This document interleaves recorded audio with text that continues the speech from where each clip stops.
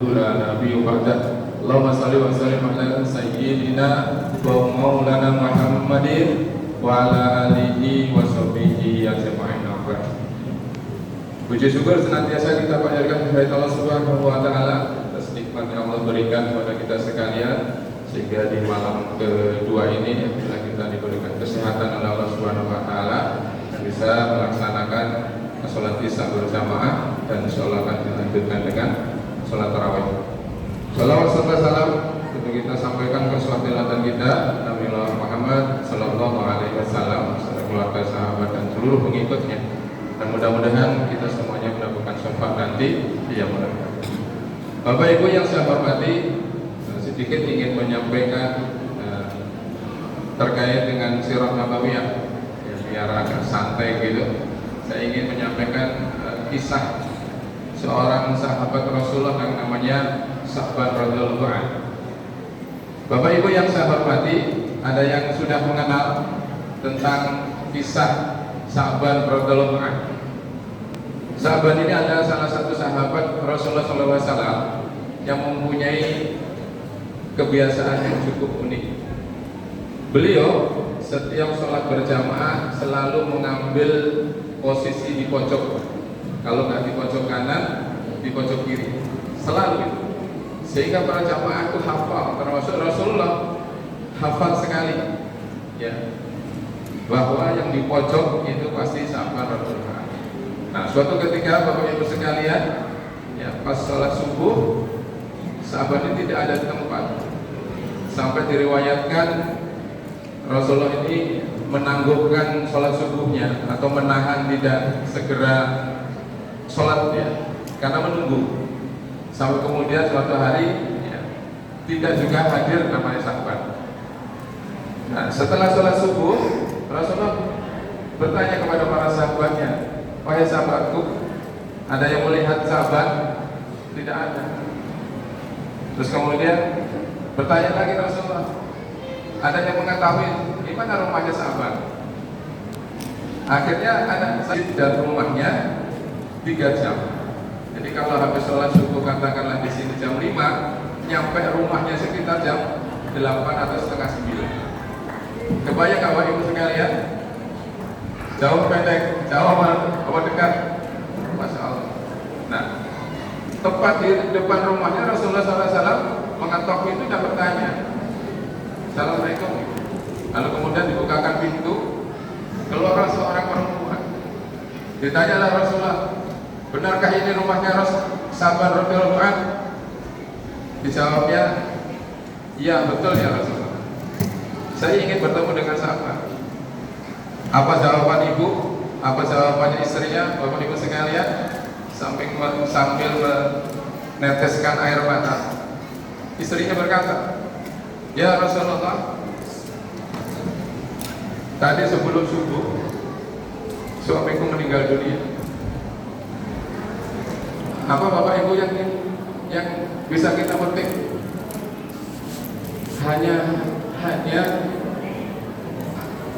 kematian saja yang membuat Sa'ban tidak berangkat sholat berjamaah. Lalu istrinya bertanya, wahai Rasulullah, bolehkah aku bertanya? Oh, silakan. Ada beberapa yang ganjal, yang mengganjal pada hati kami dan keluarga Sa'ban. Apa? Menjelang sakaratul maut, Sa'ban itu teriakan aduh. Dan 3 kali dia Sa'ban itu meneriakan aduh. Yang pertama, aduh, kenapa enggak jauh? Kenapa tidak lebih jauh?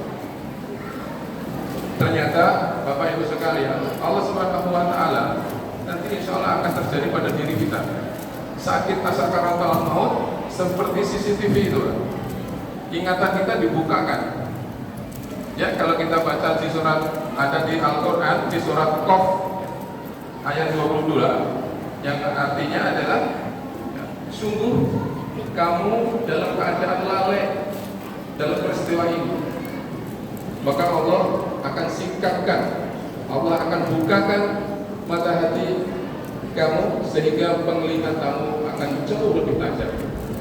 Kata Allah di dalam Quran dalam surat Qaf ayat 22 seperti itu. Artinya Bapak Ibu sekalian, diperlihatkan waktu sakaratul maut itu. Nah, digambarkan bahwa sahabat ya, setiap hari jalan ke masjid kurang lebih berapa tadi? 3 jam. Nah, itu digambarkan dalam lintasannya itu bahwa sahabat dimasukkan ke surga. Begitu melihat keindahan surga, maka sahabat menyesal. Kenapa rumahnya itu tidak lebih jauh lagi? Masya Allah, kurang jauh 3 jam perjalanan itu. Yang kedua, istri sahabat mengatakan, yang kedua, aduh, kenapa nggak lebih baik? Kenapa yang tidak lebih baik? Saat sakaratul maut, sahabatnya diperlihatkan bahwa suatu ketika dalam perjalanan sahabat dari rumah ke masjid, waktu itu musim dingin yang sangat dingin sehingga sampai menusuk tulang rusuknya. Sahabat keluar rumah karena dinginnya sangat gitu, dia masuk lagi dan memakai jaket. Kata kita jaket. Awalnya dia sudah pakai gamis, pakai jaket, gitu kan. Kemudian saking dinginnya dia masuk lagi pakai jaket. Jadi jaketnya double. Nah, kebetulan sunahnya itu kalau ke masjid kan pakai baju-baju yang bagus, gitu ya, pakai wewangian. Yang kedua, sahabat asal ambil saja tadi jaketnya kedua. Nah, di tengah perjalanan Bapak Ibu sekalian, sahabat menemui seorang yang pingsan, ya, seorang yang kedinginan, sangat kedinginan, menggigil dia. Lalu kemudian apa yang dilakukan oleh sahabat? Sahabat melepas jaketnya untuk memakaikan ke orang itu dan dipapah sampailah dia ke masjid. Dan alhamdulillah tidak menjadi meninggal. Maka digambarkan oleh Allah Subhanahu wa taala dalam lintasan pikiran ya, mata yang sangat tajam sahabat itu, pahalanya adalah surga yang sangat indah. Maka kemudian sahabat mengatakan, aduh, kenapa tidak yang lebih bagus? Kenapa Bapak Ibu sekalian? Karena yang diberikan kepada orang itu adalah jaketnya yang jelek. Karena yang bagus masih ada di dia. Dia pakai gamis, pakai jaket yang bagus. Karena dingin dia nambah lagi jaketnya double, ya. Itu asal aja. Jaketnya yang lusuh, yang jelek, yang itu yang diberikan. Maka menyesallah sahabat. Kenapa yang nggak saya kasih itu yang bagus? Kok yang saya kasih jelek? Nah, yang ketiga, teriakan sahabat adalah, aduh, kenapa nggak semuanya? Kembali Bapak Ibu sekalian, ya, digambarkan, dibukakan oleh Allah Subhanahu wa taala di dalam kondisi sakaratul maut. Sahabat pernah sarapan. Kalau orang Arab itu sarapannya roti dan susu. Nah, suatu ketika pas sarapan datanglah seorang meminta. Dia bilang, wahai sahabat, saya sudah 3 hari nggak makan, nggak minum. Bolehkah saya meminta roti barang sedikit? Maka kata sahabat, dibagilah. Oh, mari sini. Duduk di sampingnya, dibagi. Rotinya dibagi 2, susunya dibagi 2, setengah gelas rotinya. Nah, maka kemudian Bapak Ibu sekalian digambarkan dalam pandangan yang tengah-tengah sakaratul maut itu, pahalanya masya Allah luar biasa. Dia ditempatkan di surga di sisi yang paling indah. Maka sahabat nyesel. Kenapa? Seandainya waktu itu rotinya dikasih semua, dia yakin pahala di surga itu semakin indah dan semakin bagus. Bapak Ibu yang saya hormati, tentu ini tidak hanya sebuah cerita, tidak hanya sebuah kisah, tapi ini bisa menginspirasi kepada kita banyak saat nanti orang sakaratul maut dia akan menyesal. Dia ingin menahan, dia berdoa, dia meminta kepada Allah, ya Allah, tangguhkanlah kematianku agar aku bisa bersedekah, agar aku bisa berinfak, agar aku bisa berkontribusi di Masjid Al-Barokah, bisa membangun Masjid Al-Barokah dan lain sebagainya. Tapi apa yang terjadi Bapak Ibu sekalian? Saat sakaratul maut sudah di depan mata kita, maka tidak ada penundaan walaupun sedikit saja. Maka oleh karenanya Bapak Ibu sekalian, mari bersama-sama kita memotivasi diri. Mari di momentum Ramadan yang sangat mulia ini kita beli surganya Allah Subhanahu wa taala. Dengan apa Bapak Ibu sekalian? Dengan ibadah kita, dengan tadarus kita, dengan zikir-zikir kita, dengan infak sedekah kita. Bahwasanya Bapak Ibu sekalian, Islam itu tidak butuh kita.